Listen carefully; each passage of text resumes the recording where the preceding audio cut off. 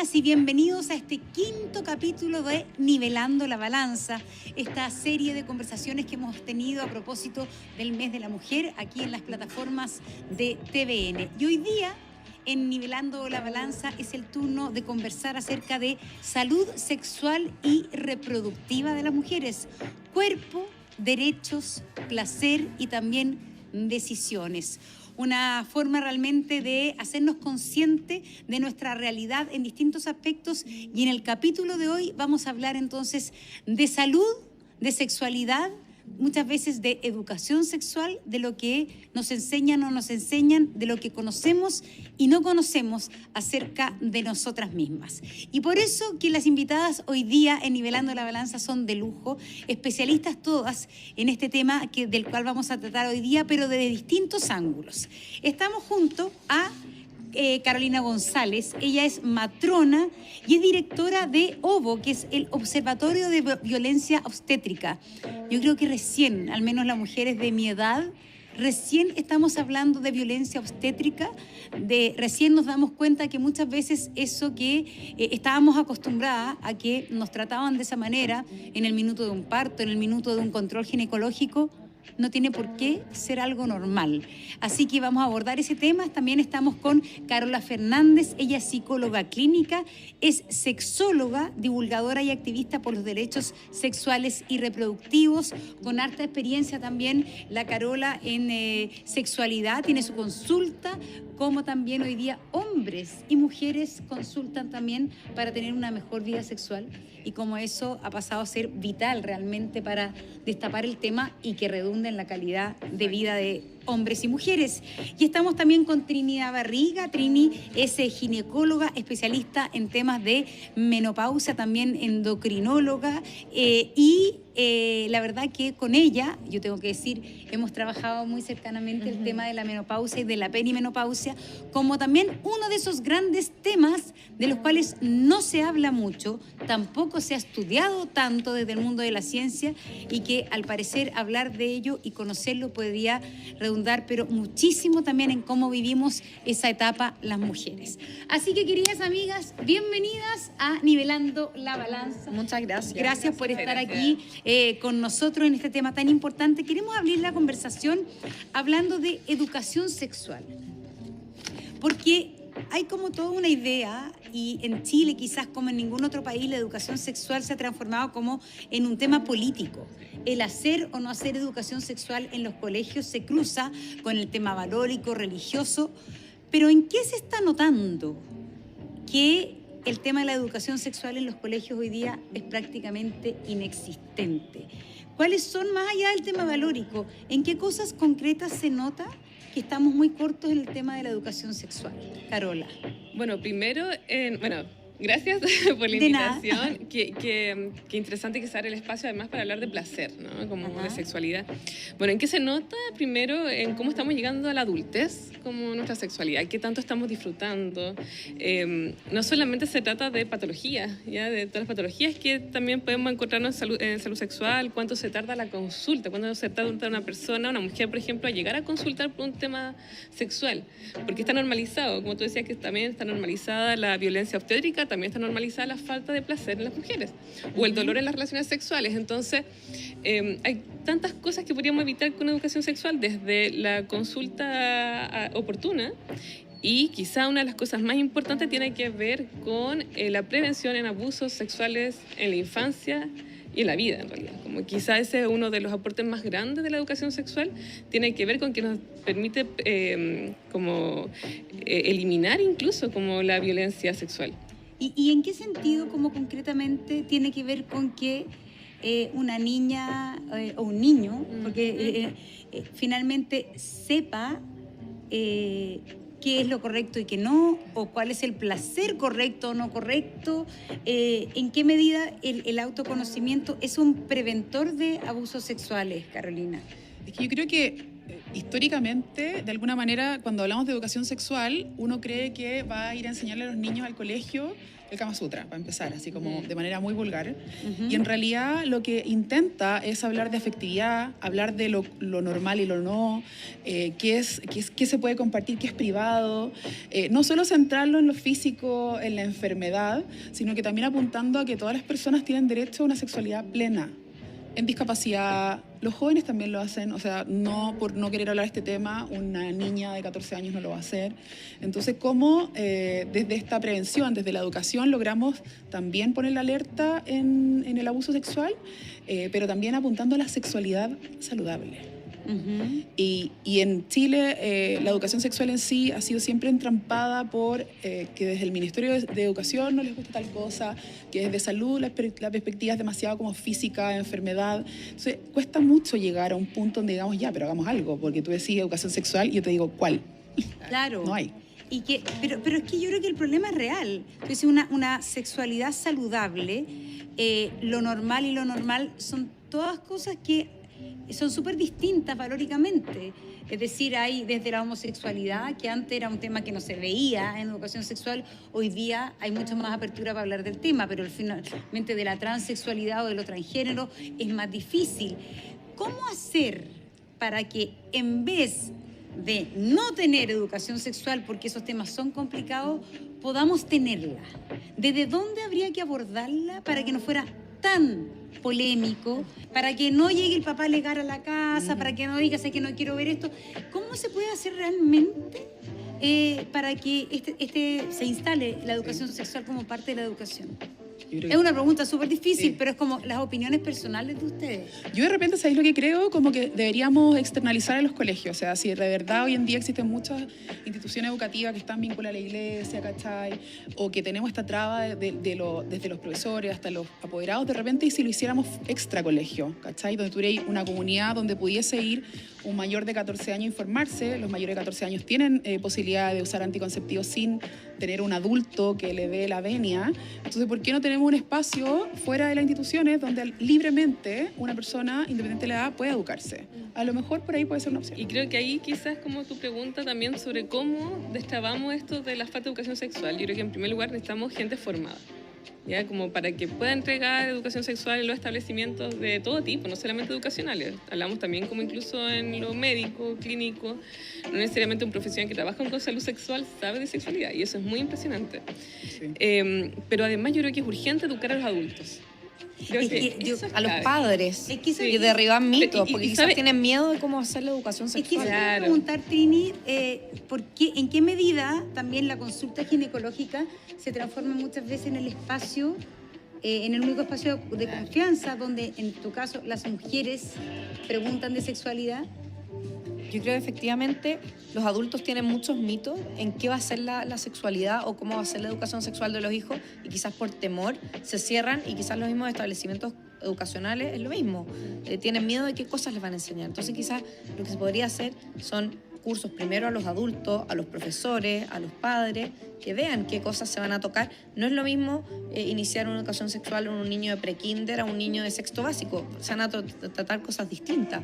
Yo lo veo a mis hijos, por ejemplo. Mi hija desde Playgroup le enseñan el cuerpo es mío, las partes del cuerpo por su nombre.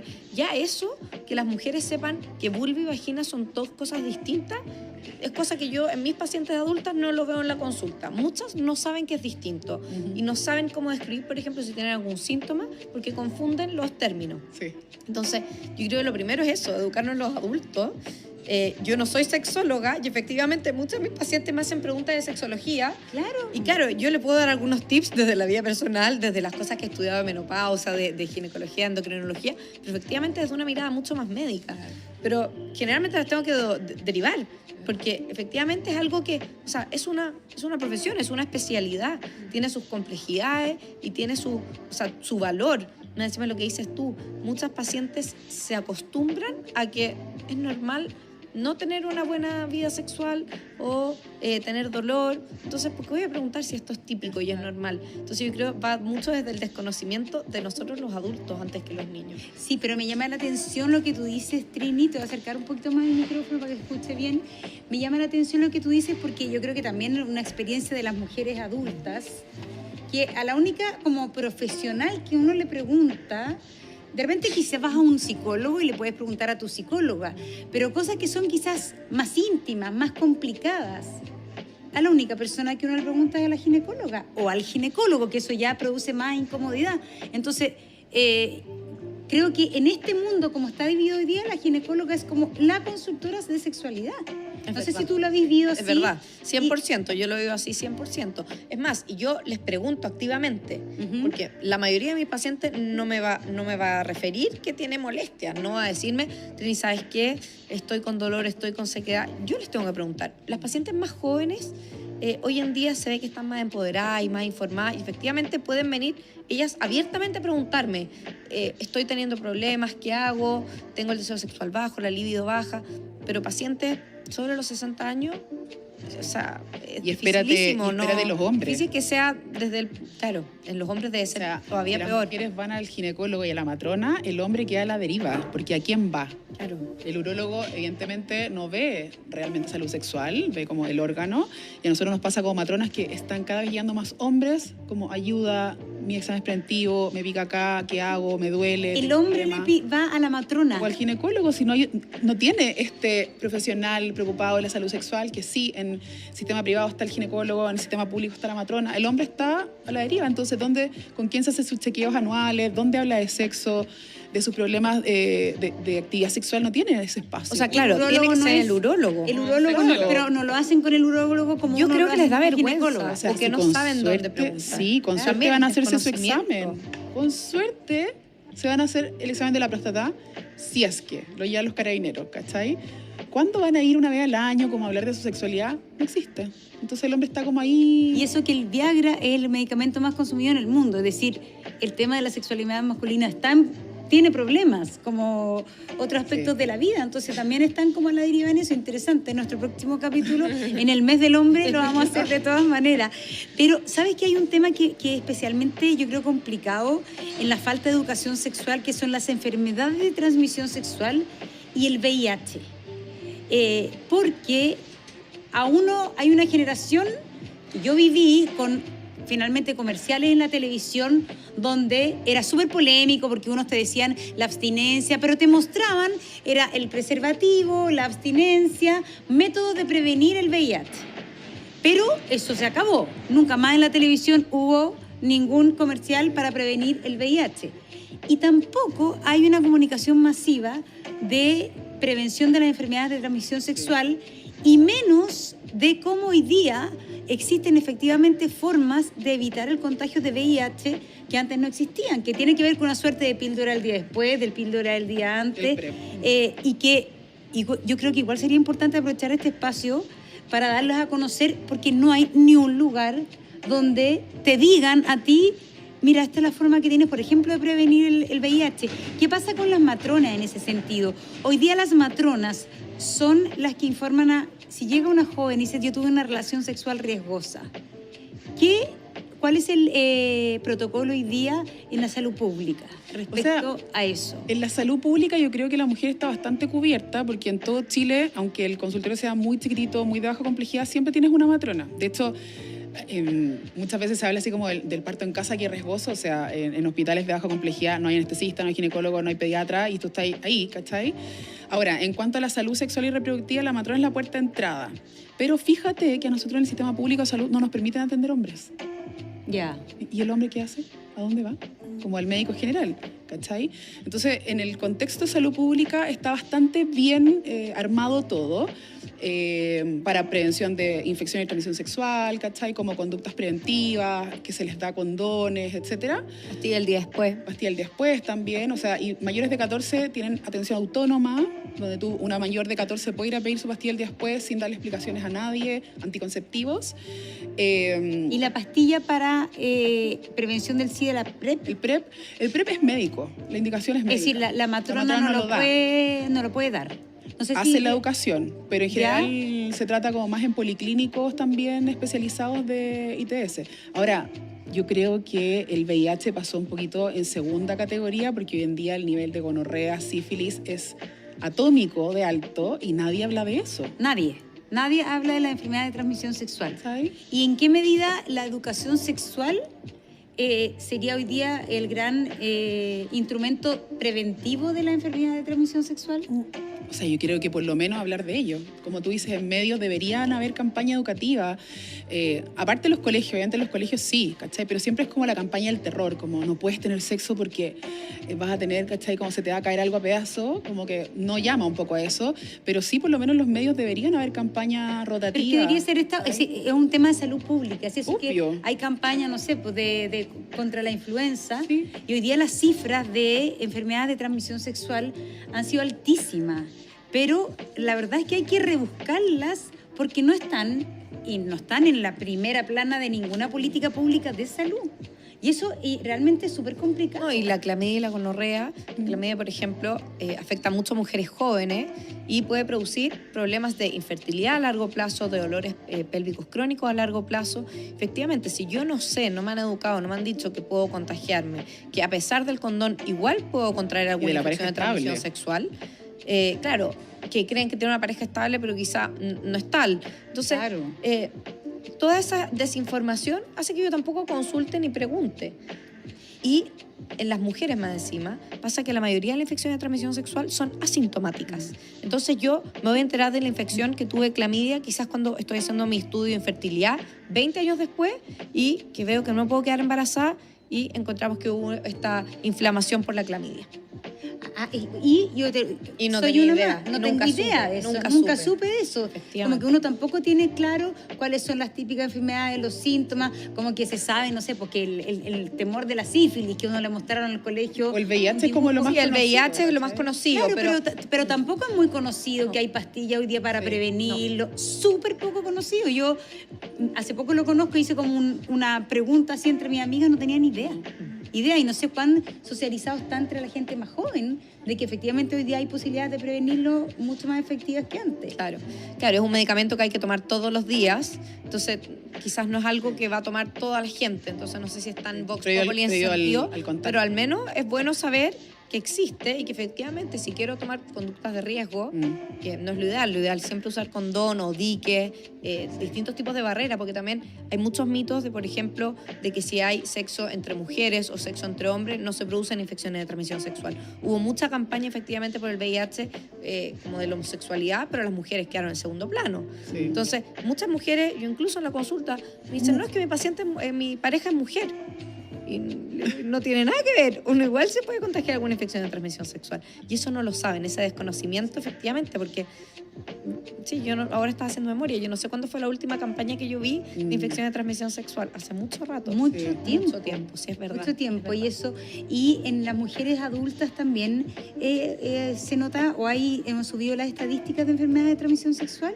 No es solo un tema de jóvenes, o en general está alojado en ese grupo etario. Claro, es que depende mucho también de las parejas sexuales, porque antiguamente quizá uno decía, bueno, a los 60 yo ya no tengo que hacer más Papa Nicolau ni PCR de virus papiloma ahora que existe, porque ya tiene una pareja estable de todos los años, pero hoy en día con las separaciones, uno tiene distintas parejas, o sea, es distinto el estilo de vida, entonces yo sí tengo que seguir chequeando esas cosas. No depende de la edad, depende de tu actividad sexual. Entonces es más importante eso, hay que preguntar eso más bien, antes de decir cuántos años tiene usted, no le toca más el pap. Ya. Sí. En el fondo, caras vemos, serologías no sabemos. ¿Perdón? Caras vemos, serologías no sabemos. Tú puedes tener una relación estable y sabemos mucho. Si somos pareja hace 20 años, el anillo de matrimonio no es preventivo de ITS, ¿me cachai? O sea, aunque tengas pareja estable, el chequeo es anual. Es anual. Nunca sabe. Uno nunca sabe, efectivamente.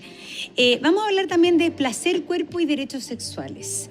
Lo hemos dicho, también el placer, lo decíamos, tiene que ver con el autoconocimiento del cuerpo, pero hay un tema que hoy día está siendo súper fuerte. Acá tengo una cifra, que en el caso de las mujeres, la relación con el cuerpo es tan clave que el 23% identifica que la autoimagen es una barrera para el disfrute.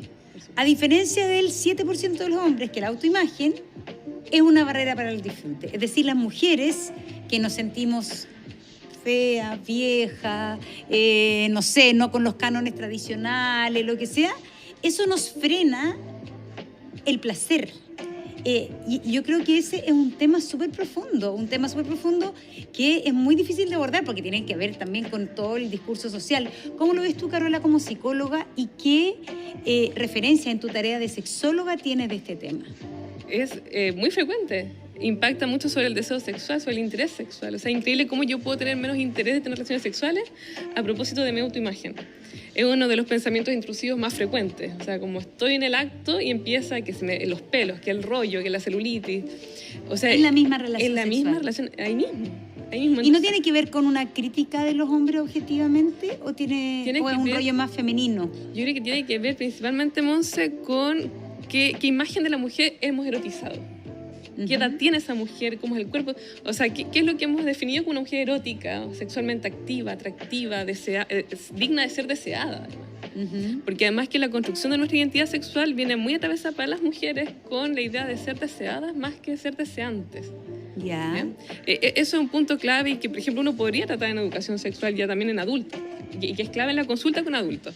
Cuando uno le dice a una mujer como, ya, pero ¿cuánto de tu incomodidad sexual tiene que ver con tu preocupación por ser deseada? ¿Y dónde queda tu deseo? ¿Qué es lo que a ti te gusta? ¿Qué a ti te genera placer? No solamente en lo sexual, en la vida. ¿Qué te gusta comer? ¿Con qué disfrutas, finalmente? Entonces, es increíble cómo nuestra sexualidad viene mucho más atravesada por la conversación de ser deseadas, de ser atractivas, más que de nuestro propio deseo, nuestro propio placer. Lo que pasa es que yo creo que en toda relación sexual o de pareja es difícil expresar, porque el tabú del sexo hace difícil expresar, no sé, con palabras lo que tú deseas. Está como ese canon de que las cosas tienen como que sobreentenderse en la relación sexual. Tienen que fluir y tú no puedes andar diciendo esto sí, esto no. Yo creo que así uno entiende. Que le podemos telepatía. Y que todo tiene que ser como más como adivinado, claro. Y que te podemos dañar la susceptibilidad al otro también si digo que deseo. Es que ahí nuevamente está esto del ser deseante, porque no aparecen en la conversación mi deseo y lo que yo quiero. O sea, también encontramos muchas veces en la consulta sexual mujeres que no hablan acerca de su insatisfacción, que le dicen, es que a mí me gustaría que me tocara de esta manera o que el ritmo fuera este, pero no me atrevo a decírselo, no me atrevo. Y ahí estamos en una traba, porque ¿cómo en realidad podemos avanzar en tu satisfacción sexual si ni siquiera puedo comunicar esto? Porque tampoco imagino que a los hombres les pasa lo mismo. Les pasa también un montón, les pasa... No hablan ni entre ellos, salen a tomar una cerveza y tú le decís, ¿conversaron algo? Nada, el clima. Claro, hablan de sexo, más no de su propia sexualidad y de su satisfacción. De hecho, es súper interesante porque si vemos estudios sobre el deseo sexual está bastante estudiado en mujeres. ¿Por qué tenemos poco deseo sexual? Ya, como que está bien estudiado. Pero en hombres, las investigaciones son tremendamente escasas. ¿Por qué? Porque se reducen a qué pasa en el pene. ¿Ya? Si hay erección, si no hay erección, con el rendimiento sexual, más que con su satisfacción. Entonces también vemos en la ciencia un sesgo a la hora de investigar la sexualidad. Uy, que hay sesgo en la ciencia, ¿no, Trini? Impresionante. Pero, porque es interesante lo que tú decías, porque muchas veces tú le preguntas a las pacientes ciertas cosas que ni siquiera ellas se preguntan respecto a su propio placer. No, yo ahora estaba escuchando a la Carola y decía, y además con la carga mental que tenemos las mujeres, yo no sé en qué minuto me pongo a pensar qué es lo que quiero. Claro. Quizás los hombres con un nivel de estrés laboral también tampoco han parado a pensar qué quieren o qué les gustaría. Efectivamente, yo creo que nosotras tenemos poco tiempo. O sea, pensamos en las cosas de la casa, en el trabajo, lo que se va a comer, las vacunas, el doctor. Y claro, sentarme a pensar qué quiero en mi sexualidad y qué me gustaría para ser un ser deseante. O sea, está difícil. O sea, pero tú crees que, pero más allá de la carga mental, también es como educacional que uno no está... pero yo creo que ha cambiado ahora, porque en el fondo las mujeres también dicen lo que a mí me gusta, lo que yo quiero. No, y hacemos terapia con las amigas, efectivamente. Yo mucho me siento más. a hablar con las amigas y si te pasa algo, uno tiene esa confianza de poder preguntar, oye, me pasa esto, ¿qué has hecho?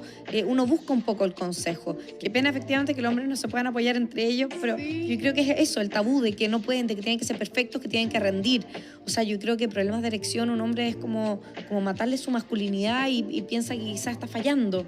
Y lo vive muy en silencio. Claro, lo vive muy en silencio. Al menos nosotras, yo siento, al menos en nuestras generaciones, porque también, no sé, mujeres sobre los 70 años, no sé si lo pueden hablar entre las amigas, quizás sí, pero claro, yo creo que no, porque era un tema tabú. Que uno no claro, habla, porque si uno tiene un problema sexual con la amiga, eres capaz generalmente de vencer las barreras como del pudor y preguntarle algo más técnico, pero para eso están las ginecólogas. Pero técnicas, cosas básicas, porque yo generalmente tengo que enseñarle a mis pacientes cómo usar lubricante, que uno pensaría, ¿cómo alguien no sabe usar lubricante? Es algo básico, pero realmente es un tema tan tabú y un tema que nunca nadie te explicó nada.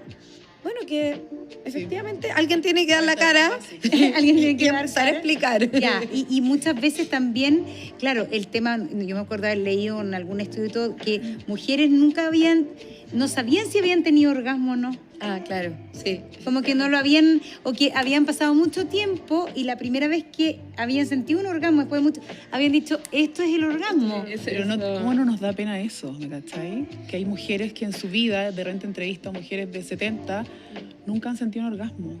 ¿Cómo eso no es una emergencia? ¿Me cachai? Y esa Cuando los mujer... hombres todos han eyaculado en su vida, hasta Ya. los sacerdotes, y una mujer puede vivir una vida sin orgasmos. Pero esa mujer, para desmitificar el orgasmo también, ¿había sido quizás también capaz de sentir placer?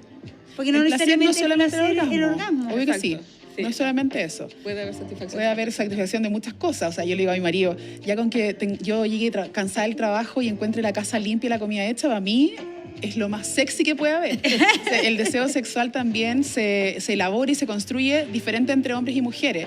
Y por eso decía, y tú, como hoy día hay mucha oferta de Viagra, pero la solución no es 100% esa. Porque si yo tengo un hombre sobrecargado, ¿cachai? Una relación traumática, hay violencia, escasez económica, no sé qué. O sea, no hay una pastilla que te solucione la vida como para tener el mejor sexo del mundo. Hay cosas estructurales que es necesario tener primero para que después en esta pirámide de necesidades tú tengas un sexo pleno.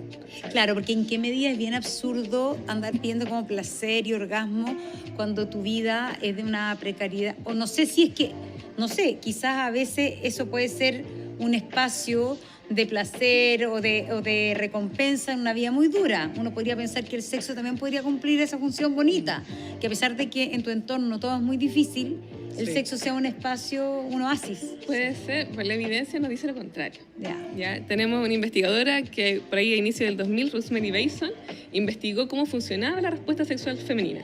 Ya. Y uno de los hallazgos más interesantes tuvo que ver con que el placer sexual femenino requiere de contexto. Ya. O sea, no podemos pensar nuestro bienestar sexual sin contexto. ¿En dónde aflora? Yo digo algo como el caldo de cultivo. Ya. Ya, ¿Y porque- qué es el contexto sin caer como en los estereotipos del romanticismo y la sábana de seda? No, ¿cachai? buena pregunta. Claro, no, el contexto viene a ser esto que decía un poco la Caro, como están mis necesidades básicas cubiertas, mi carga mental cómo está, alguien me está cuidando a los niños, eso es Dormido. contexto. ¿En qué contexto incluso país estamos? ¿Cómo está mi salud? ¿Estoy realizando un duelo? O sea, el contexto no es solamente cómo adorno la pieza. El contexto es cómo estoy viviendo el día a día fuera de la alcoba, podríamos decir. Ya, es decir, ¿tú crees que para las mujeres es más importante que para los hombres el contexto? Mira, Ese es el estereotipo, pero no estoy segura que a esta altura Sí. sea así. el estereotipo, yo lo que he visto en consulta es que no, que es igualmente importante. Ya. A ver, también qué pasa con la sexualidad es que es tremendamente diversa y eso es real. Entonces vemos hombres que sí, que les es muy significativo el contexto y otras personas que dicen que no tanto, que en realidad funcionan re bien independientes de... Pero también ocurre. Claro, que yo creo que también los hombres están como huérfanos de esa otra parte en los prototipos y en los estereotipos sociales, de esa otra parte que es, me importa el contexto, también sufro, tampoco sé decir lo que me gusta y lo que no me Está gusta. estresado, ¿cachai? ¿Cómo le voy a pedir a un hombre un tremendo desempeño sexual? A lo mejor está a punto de perder el trabajo, ¿cachai? ¿Qué sé yo? Entonces hay gente que sí logra abstraerse, como la gente que tiene sexo enojado. ¿Ya? Hay gente que te dice así como, no podría, necesito estar en sintonía, como en calma. Y a todo esto del disfrute, súmale un posparto donde hay mujeres que no se atreven a mirarse la vulva por años, si tuvieron o no una episiotomía, sutura, o su cuerpo se modificó mucho con el embarazo, estrías, cesárea, cicatriz, obesidad, o cuando la piel ya queda como guatita delantal. Hay mujeres que limitan su placer sexual y sus encuentros porque esta nueva imagen no les hace concordancia con lo que ellos sienten. Y de eso tampoco se habla, ¿cachai? De cómo esa mujer, hay un hombre que a los 3 semanas posparto está demandando sexo y hay una mujer en que no se reconoce en ese cuerpo y está a años luz de volver a sentirse cómoda y amarse nuevamente con lo que es ahora, ¿cachai? Que el cuerpo cambia. Y lo otro, ver realmente qué le pasa a cada familia, porque también hay presiones sociales o mitos de lo que es la sexualidad que no hemos informado quizás atrás de la tele, de programa o sea, cosas ilusas, películas, Instagram, que uno ve todo el día cualquier cosa, claro, que mujeres es regias. perfecto. Pero quizás efectivamente la pareja teniendo, no tengo idea, relaciones sexuales una vez al mes es feliz. Otros que necesitan todos los días. O sea, cada pareja necesita sus ritmos distintos, va a pasar por altos y bajos, tiempos de más, tiempos de menos, hijos chicos, hijos grandes. O sea, se vive distinto la sexualidad y eso también yo creo que hay que quitarle la presión social de que uno tiene que rendir al 100% y tiene que ser siempre perfecto, porque no va a ser así. Pero hay que ver qué me sirve a mí y que yo esté tranquila pero con que eso. estén de acuerdo los dos. Que estén los dos. Eso es. Porque el fondo lo que claro, pasa, hay que hablarlo. Hay que hablarlo y ahí siempre pasa como uno quiere más que el otro. Sí. Y eso es yo no sé cómo se salva Esa discrepancia. Aquí la psicóloga dedicada a la sexología. Tampoco será. Porque yo No, creo que sí. es de las cosas más complejas que tienen las parejas. Yo creo que pasa también. por entender primero la diversidad sexual. Ya, o sea, que no es ley. Esto que tú decías, como no estoy mal si yo no creo todos los días. Ajá. Y validar eso, ¿no?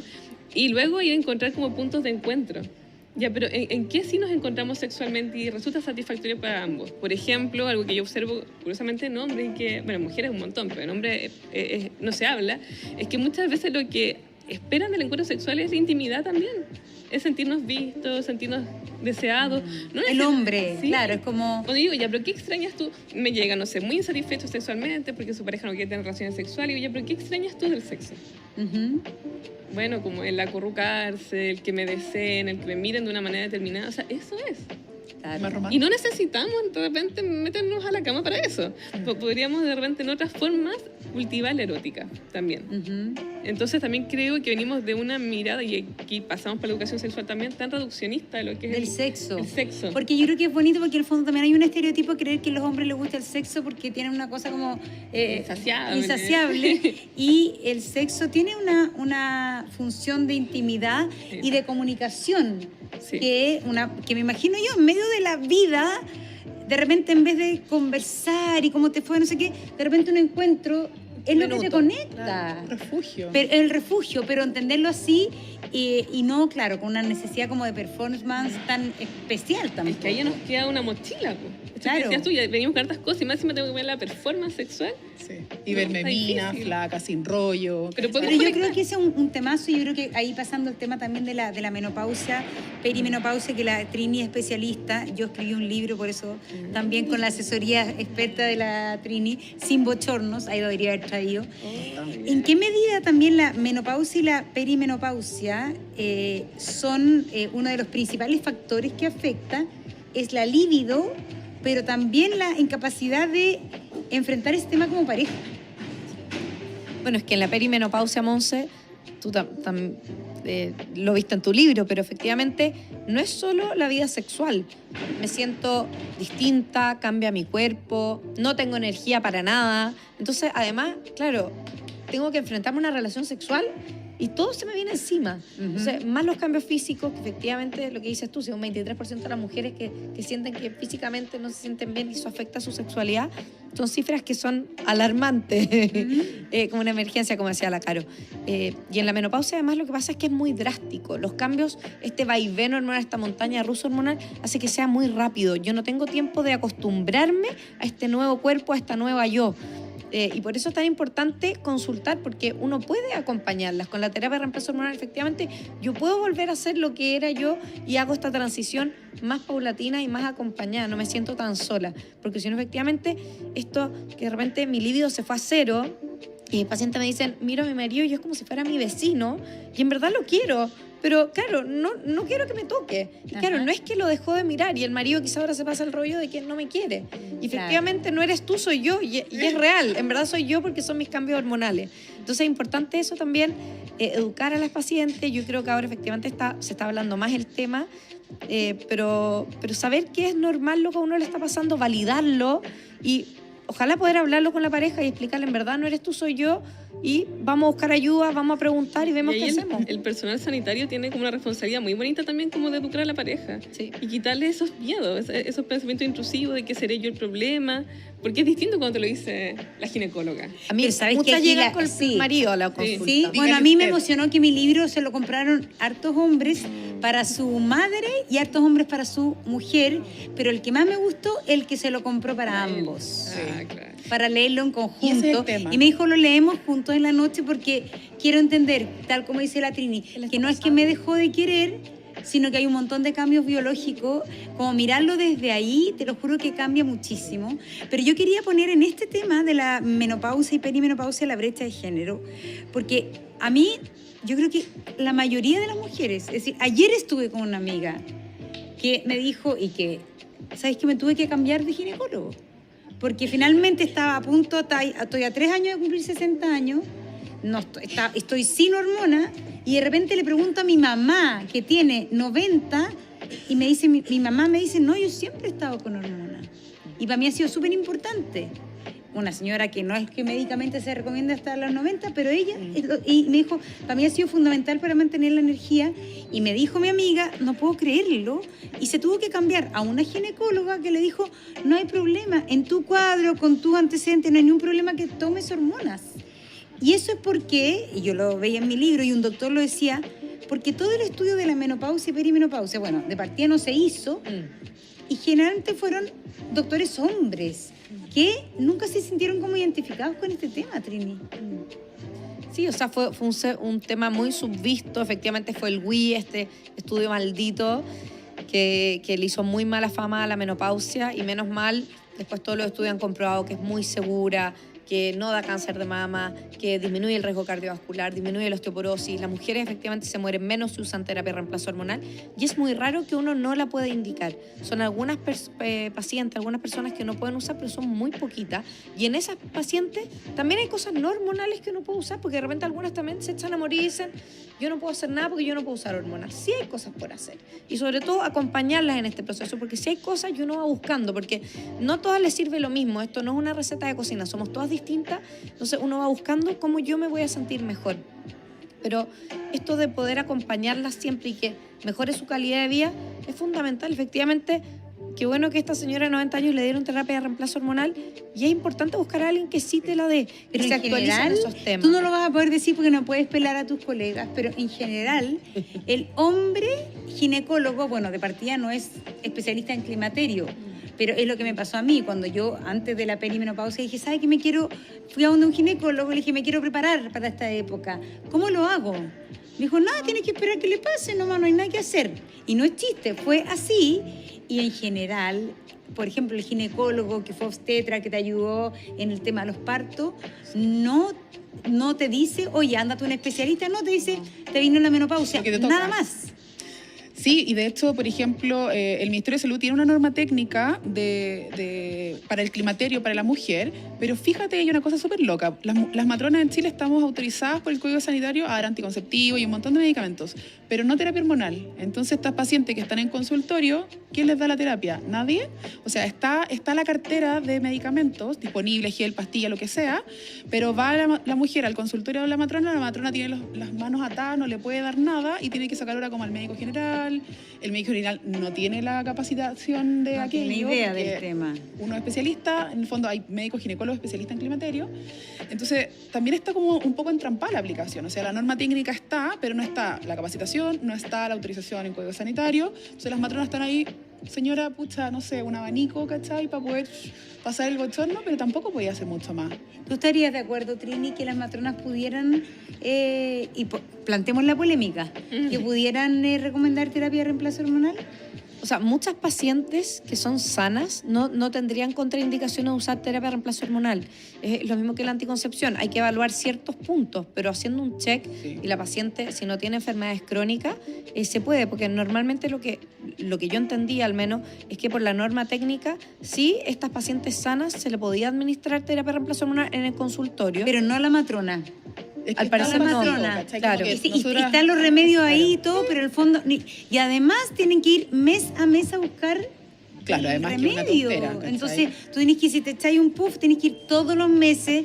Yo que lo compro en la farmacia, ni siquiera me acuerdo de ir todos, pero tenés que ir todos los meses a que te... Yo no sé si el doctor te puede decir a permanencia y ahí te lo pasa la matrona. Es que el sistema público es distinto. En general, en los países que existe el sistema público tenéis un plazo. Por ejemplo, hay otros países donde las recetas son centralizadas en las farmacias y se maneja un stock nacional. Tú vas, Monse, a Chiloé a comprar tu terapia y sale cuánto stock te queda, has retirado tantas unidades. En Chile no existe un sistema único, ni de ficha clínica, ni de farmacia. Entonces, tenés que andar con el papelito. Y el sistema público, como se cuida harto el stock, te dan duran como por 1 mes, 2 meses, 3 meses, depende, ¿no?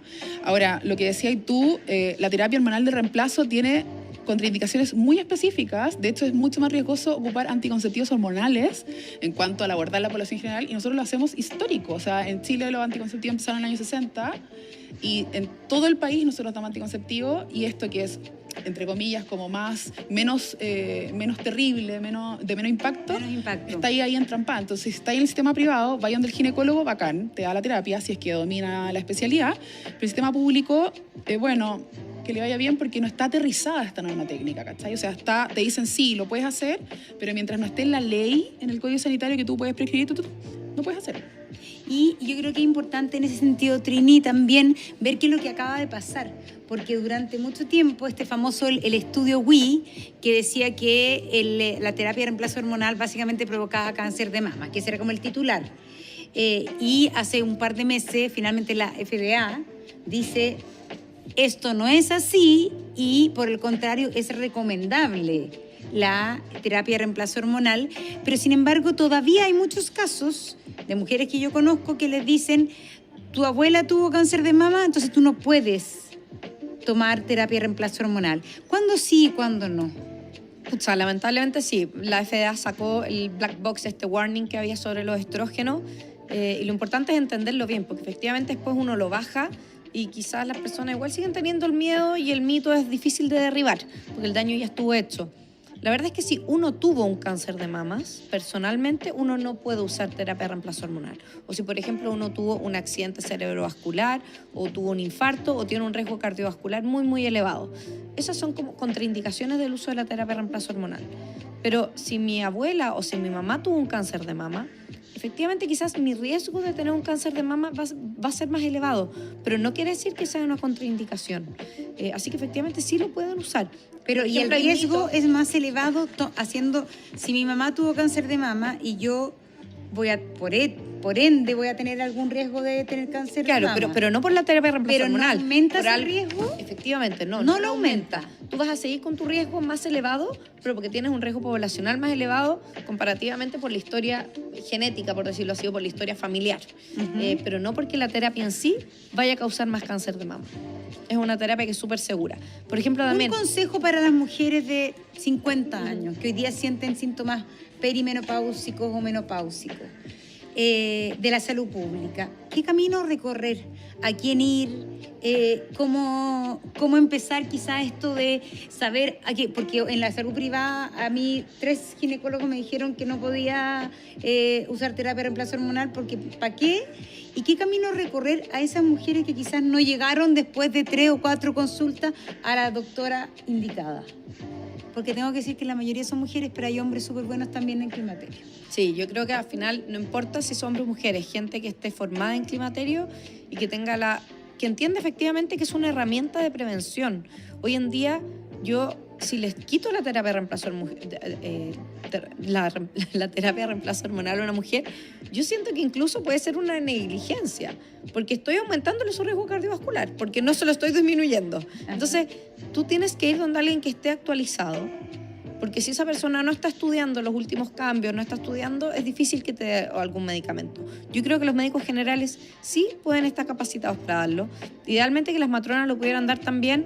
Claro, ahí tiene que cambiar quizás el código sanitario, un poco difícil, pero efectivamente un médico general en un consultorio puede administrarlo. Y los casos más complejos, que tengan enfermedades crónicas o casos más complejos de manejo o que no respondan a las terapias típicas, bueno, en eso lo podremos ver los especialistas en menopausia o ginecólogos formados en el tema, pero realmente gente que tenga al menos un poquito de actualización en la terapia de reemplazo hormonal debería poder darlo. Los médicos generales deberían poder darlo. Vamos a hablar de un tema que se ha hablado poco y que está empezando como a destaparse, que es la violencia ginecológica y la violencia obstétrica. A ver, acá hay algunas cifras que es interesante. Según la primera encuesta nacional de violencia ginecológica y obstétrica en Chile, una del año de 2019-2020, un 67% de las mujeres reporta haber vivido violencia ginecológica y un 80% señala haber experimentado violencia obstétrica. Además, un 45,9%, un 46% declara que se le realizaron procedimientos sin su consentimiento durante el parto. Mira, yo me acuerdo cuando era recién recibida de periodista, haber ido al hospital, no voy a decir el hospital para que no se ofendan, pero haber ido a la sala de parto de un hospital, donde partía la sala de parto, eran todas las mujeres pariendo juntas. Eso debe haber sido hace 35 años. ¿Cómo trataban a las mujeres?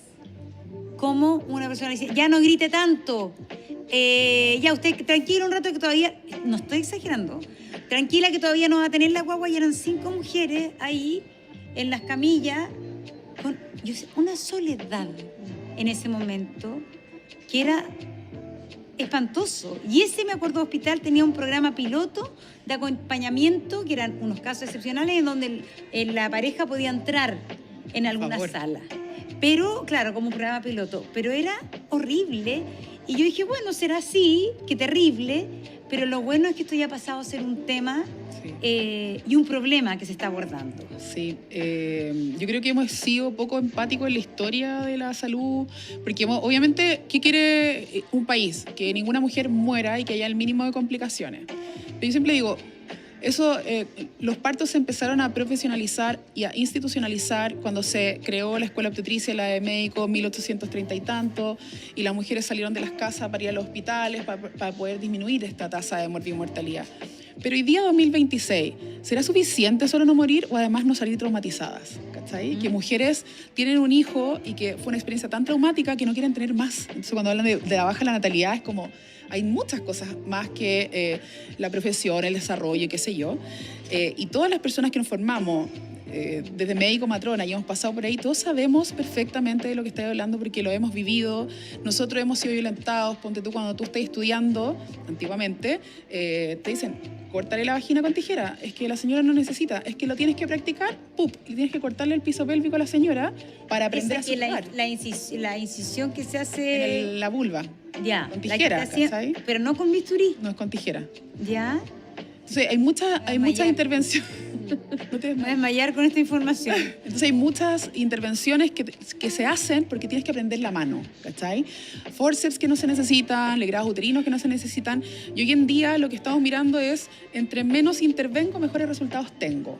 Y que aplica siempre. Yo siempre digo a las mujeres que educo, cuando tu marido quiere arreglar la lavadora pero se está a perder, la va a terminar de matar, como llama un especialista, ¿cachai? En los procesos naturales, meter mano implica que puedes echarlo a perder. Por eso en el mundo de la veterinaria, por ejemplo, cuando tú veis vacas, perritos parir, la instrucción es no te metas, déjalo solo para hacer su trabajo. Y cuando tenemos mujeres en salas de parto es mete el máximo de mano, el anestesista, el médico, el becado, el interno, la matrona, la alumna.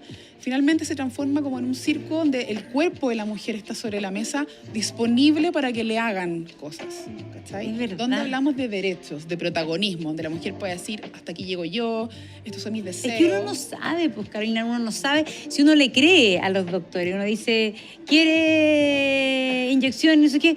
Sí, no sé, bueno, uno no sabe, aunque... Y ese es un gran problema. Por eso que la educación... Porque uno le dice, no, eso es lo que tenemos que hacer, no, ese es el protocolo, y la posibilidad en esa circunstancia de decir, sabe que no quiero esto, es bajísima.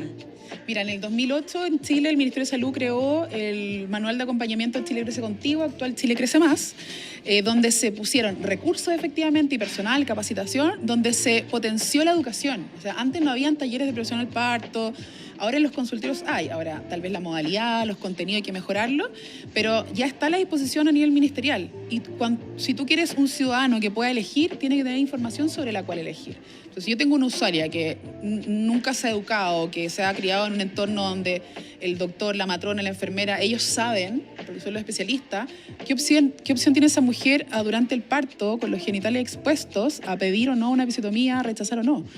Como, no es el momento, ¿me cachai? Claro. Lo que queremos es que las mujeres tomen rol preponderante, autónomo sobre su menopausia, su sexualidad, su parto, y puedan ser agentes que deciden sobre ello. Porque finalmente el médico y la matrona acompañan el camino. Cuando tú hablas de menopausia no estamos hablando de enfermedad, estamos hablando de una médica que acompaña la transición para que sea más suave, la endulza, ¿cachai? Y en el parto es lo mismo. Es una mujer que está haciendo su trabajo y que la naturaleza la programó para hacerlo sola.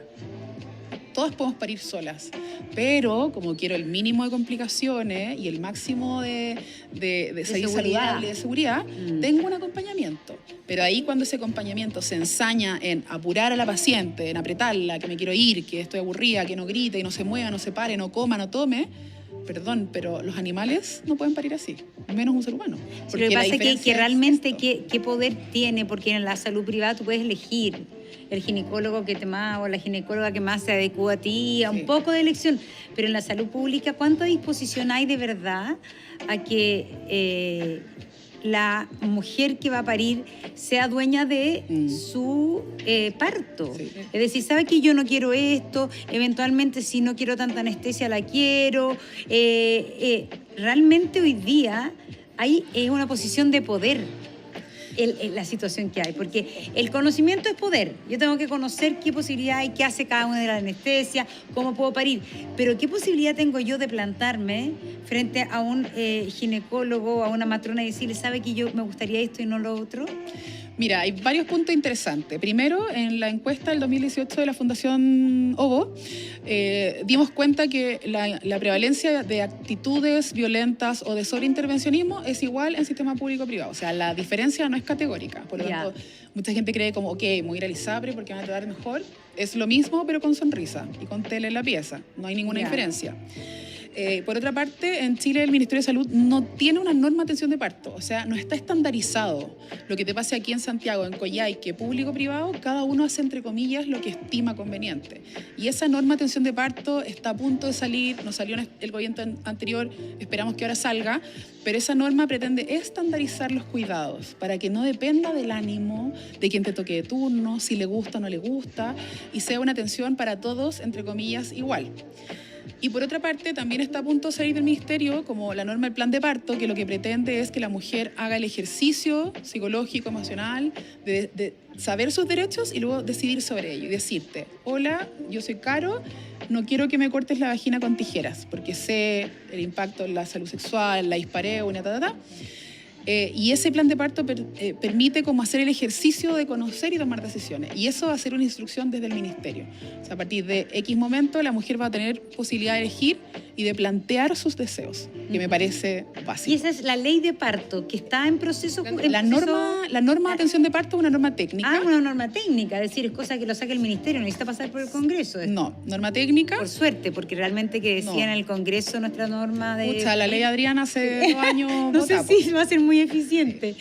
No, son normas que dicta el ministerio y que han sido súper analizadas, de infección intrahospitalaria, un montón de lados, y que muchos expertos hemos participado en ello, y va a pretender estandarizar, ¿cachai? Y ahí no va a depender como que si pagas o no, si es Santiago región, vas a poder... Pero qué impresionante cómo uno tiene normalizado, me carga la palabra normalizado porque la usamos tanto, sí, pero bueno. Normalizada. Sí, pero como uno tenía normalizado que así eran los partos, que así te trataban porque era rudo el parto, no sé qué, pero jamás yo me imaginé, o la misma situación, por ejemplo, de ir al ginecólogo. Muchas de nosotras fuimos a ginecólogo hombre, que ya es una situación que a algunas les puede molestar, pero ¿cómo era el examen ginecológico o cómo no era? Y si a veces uno sentía que era incómodo que te conversaran de cualquier cosa mientras...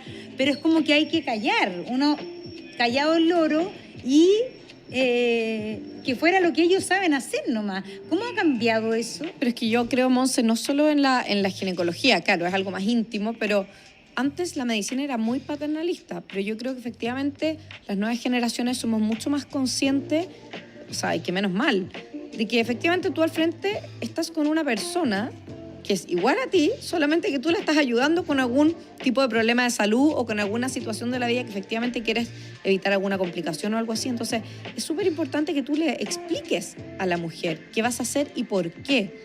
Si efectivamente hay que hacer episiotomía o si efectivamente hay que hacer un forceps, porque muchas de las veces hay que hacerlo, o si efectivamente la paciente no tiene contracciones uterinas coordinadas y tengo que dar oxitocina, o sea, hay muchas medidas, o sea, efectivamente, como decía la Caro, las mujeres ahora no se mueren y las guaguas no se mueren. Antes había mucha mortalidad materna infantil, mucha. Claro. Entonces, efectivamente, lo que hemos hecho es bueno para la salud, pero tenemos que explicar por qué hacemos las cosas. Entonces, yo creo que hay un problema grande en los médicos de que quizás no hemos explicado bien para qué sirve cada cosa.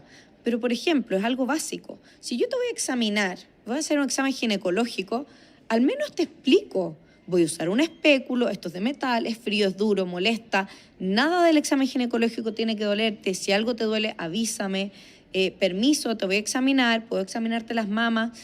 Ahora te voy a tomar el Papa Nicolau, la PCR de virus papiloma sirve para detectar el virus papiloma, se hace cada 5 años. Yo tengo que explicar las cosas que hago, porque si no la paciente no tiene idea, dice, ¿Es verdad ¿qué me eso? están haciendo? Yo a donde vaya, alguien me tiene que explicar. Pero es verdad En que en todo ese contexto. sentido uno nota el En cambio. todo contexto, en todo Sí, yo veo contexto. hace 30 años, cuando iba al ginecólogo nunca me decían, y ahora siempre te explican, por lo menos me ha tocado de la suerte, decir, ahora voy a hacer esto, ahora voy a hacer esto, y eso tranquiliza un montón. Claro. Porque no estás como... Claro. Y en cuanto ¿cuánto influye eso, pensando tú, Caro, que trabajas en sexualidad, cuánto influye experiencias traumáticas a nivel obstétrico, ginecológico, en la propia vida sexual de las mujeres? Muy harto y es bien común, es muy, muy común. Claro, una vivencia traumática de parto finalmente atraviesa luego tu identidad. O sea, tiene que ver con cómo yo me autopercibo después de... Y lo pienso a la inversa, cuando tú tienes un parto donde puedes decidir, donde tú te sientes como dueña del proceso, también contribuye positivamente en tu vida sexual. O sea, te sientes maravillosa, eres capaz de Una todo. supermujer. Sí, o sea, o sea, es mucho lo que se nos quita identitariamente cuando se nos quita el poder de decidir sobre el parto. Se nos quita también eso que queda para nuestra identidad después. Pero claro, pasa, por ejemplo, que decía la Caro, como pueden pasar muchos años, décadas, para que una mujer quiera verse la vulva de nuevo, mirársela. Y queremos que esa mujer que no Bueno, es capaz yo creo que hay generaciones y generaciones de mujeres que Nunca se han mirado. Ni Nunca se han mirado, mirarse, ni antes creo ni después que- del Muchas de parto. mis pacientes no se han mirado. Sí. Nunca. Y ¿por qué esa- hay que, perdón lo antigua, pero ¿por qué hay que mirarse? Porque sí, o sea, uno, para vivir la sexualidad, poder explicar a ¿Qué te dónde y gusta? qué te gusta. Claro. Pero lo otro, para el día de mañana, si te duele algo, te pica algo, tienes algún problema en la vulva o si tienes algo raro, solamente te vas a dar cuenta mirándolo. Si tengo un lunar, que puede salir un melanoma, Sí, por un ejemplo, cáncer en de la vulva, vulva, un cáncer de obvio. vulva, tengo que poder mirarlo, Ajá. tengo que poder verlo. Y claro, que hay un veo pudor la cara de súper Una grande parte en del eso. cuerpo, es un pudor. Hay un Y pudor también grande. perderle el miedo, ya como a tener un poco más de dominio sobre la propia sexualidad también, sentirse dueña y soberana del propio cuerpo. Es diferente, ¿no? Como cómo me muevo luego en lo sexual si es que ya me miré. Y también el regalo que nos deja ver cómo nos recuperamos. ¿Ya? O sea, por ejemplo, yo que parí hace poco, mi matrona hizo ese ejercicio conmigo. Y yo se lo agradecí como, ¿quieres que te acompañe a mirarte tu vulva? Y yo, sexóloga, aterrada. Ya. ¡Ay, qué mara quedó! Y claro, no era la que yo conocía, era distinta. Que bien acontecía. Pero luego pasaron un par de semanas y la volví a mirar. Y estaba distinta. Se Ya. parecía más a la que yo conocía antes. Y eso me va dando una confianza. Mira, me fui recuperando. Pero ¿qué pasa si Te vas recuperando, me claro. quedo con esa memoria de lo traumático que fue el parto? No me quiero ni mirar ahí abajo. Claro, y tampoco te tienes disposición a tener una relación sexual O sea, porque te menos. sientes que... Claro. Y estamos hablando de la vulva. O sea, hablemos luego también de cómo nos queda el cuerpo. Claro, pero en el Sí. fondo la propia relación sexual debe dar miedo por esa misma razón. Exacto. Oye, para avanzar, porque hay Sí. cosas que han ido bien, que tiene que ver con estas leyes, la ley Dominga y la ley Mila, porque estamos hablando mucho aquí de las mujeres que han parido, de las mujeres con menopausia, pero hay un grupo de mujeres que vivía cosas muy difíciles, que era la pérdida, un aborto natural, como se le dice, donde la situación hospitalaria que vivían era muy traumática y cómo eso ha ido cambiando con la ley Dominga. Claro, antiguamente, ponte tú, era súper normalizado que si tú llegabas ahí con un aborto espontáneo, te pusieran hospitalizada en la misma sala con todas las guaguas llorando, que tú decís, bueno, no pasa nada, pero claro, esa mujer, la revictimización permanente, o sea, se le murió el hijo, independiente de la semana, 6 semanas, hay gente que tiene una guaguita de 7 meses y se muere. Entonces, esta nueva ley pretende dignificar el proceso del duelo, ¿cachai? O sea, ser tratada con mayor, con mayor amor. No es que las demás personas no lo merezcan, pero una persona que está atravesando un duelo tiene necesidades Es específicas. Más sutil, un acompañante diferente, probablemente la figura de la psicóloga, un espacio específico y también incorporar rituales, porque nosotros somos seres humanos, o sea, cuando uno muere, uno hace un ejercicio, un ritual específico, ¿cachai? Entonces, ¿por qué no en el nacer? ¿Por qué no en el duelo perinatal? Y esta ley pretende como darle de nuevo esta dignidad al espacio de la pérdida reproductiva, independiente si es autogestionado, voluntario, espontáneo, como independiente de esa etiqueta. Y la ley Mila de acompañamiento también pasaba mucho, o sea, la mujer en trabajo parto históricamente en los 80, el marido se quedaba fumando afuera y la mujer paría sola y el gallo entraba así como a la foto. Y ese derecho se seguía vulnerando mucho, sobre todo en hospitales públicos donde la pareja se transforma como un estorbo, ¿cachai? Y te dicen, pero ya, es que si yo dejo pasar a las parejas, ¿qué hago con ellos? Me estorban, yo tengo que moverme, tomar la presión. Entonces, muchas veces se prefería dejarlos afuera y tenéis mujeres 24, 36 horas en trabajo parto, sin celular, incomunicada, sola, o sea, ni alguien que le sobe la espalda. Entonces, esta ley, Mila, también permite no solo el acompañamiento de menores de edad, sino que mujeres en trabajo de parto, desde la urgencia hasta el alta, que tengan acompañamiento de una persona que sea significativa, ¿cachai? Ahora, ¿quiénes quedaron fuera? Las mujeres con inducción de parto, que no están en trabajo parto, entonces, como están fuera de la ley, ahí hay un espacio de vulneración del que se hace uso. Entonces, cuando tú vas a un hospital y entra la mujer en inducción, no tiene acompañamiento. Pero cuando ya estén 5 centímetros en trabajo de parto, ahí tiene acompañamiento. Y yo le digo, oye, pero estos primeros 5 centímetros de estar 24 horas, ¿dónde más necesita acompañamiento? ¿Cachai? Claro.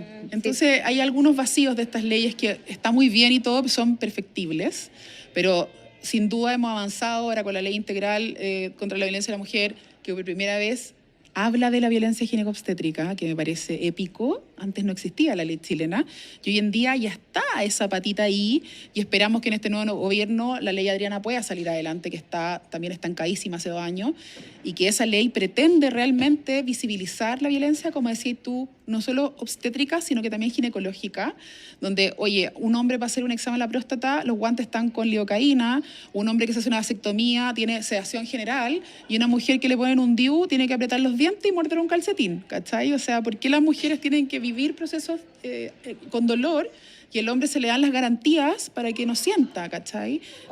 Así de burdo es la diferencia.